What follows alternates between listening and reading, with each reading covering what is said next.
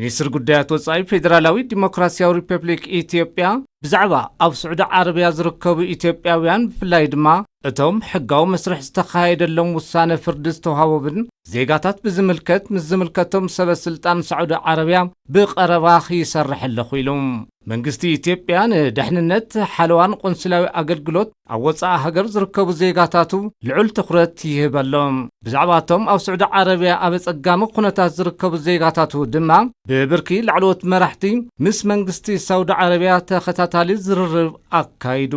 በተወሳኺ ብመንገዲ ኤምባሲ ኢትዮጵያ ኣብ ሪያድን ቆንስላ ጀነራል ኣብ ጅዳን ነቶም ኣብ ጸጋሚ ኩነታት ዝርከቡ ዜጋታቱ ሰብኣዊ ምሕረት ክግበረሎም ቆንስላዊ ደገፍ ክረኽቡ ግቡእ ፍታሕ ክርከበሎምን ምስ ዝምልከቶም ሰበስልጣን ሳዑዲ ዓረብያ ዝግበር ዘተ ዝርርብ ተጠናኺሩ ይቕጽለሎም እዚ ቀጻሊ ዲፕሎማስያዊ ቆንስላዊ ጻዕሪ ብሰብኣዊ መዳይ እወንታዊ ውጽኢት ኣምጺኡሎም ክሳብ ሕዚ ብድምሩ 1971 ኢትዮጵያውያን ካብቲ ብሰበስልጣን ሳዑዲ ዓረብያ ዝተዋሃበ ንጉሳዊ ምሕረት ተጠቀምቲ ኮይኖም ኣለዉ መንግስቲ ኢትዮጵያ ድማ ነዞም ዜጋታት ብተኸታታሊ በረራታት ናብ ሃገሮም ይምልሶም ኣሎም ሚኒስትር ጉዳያት ወጻኢ ፌደሪ እዚ መሰረት ኣብ ቆንስላውን ሰብኣውን ጉዳያት ነቲ ነዊሕ ዘመናዊ ርክብ ምትሕባር ኣብ መንጎ ክልቲአን ሃገራት ዝንጸባረቕ ምዃኑ ይኣምን ሚኒስትር ጉዳያት ወጻኢ ኣብ ወጻኢ ሃገር ዝነብሩ ኢትዮጵያውያን መሰላት ጥቕምታትን ድሕንነቶምን ንምሕላው ዘለዎ ኩሉ ዲፕሎማስያውን ቆንስላውን ኣማራጽታት ክጥቀም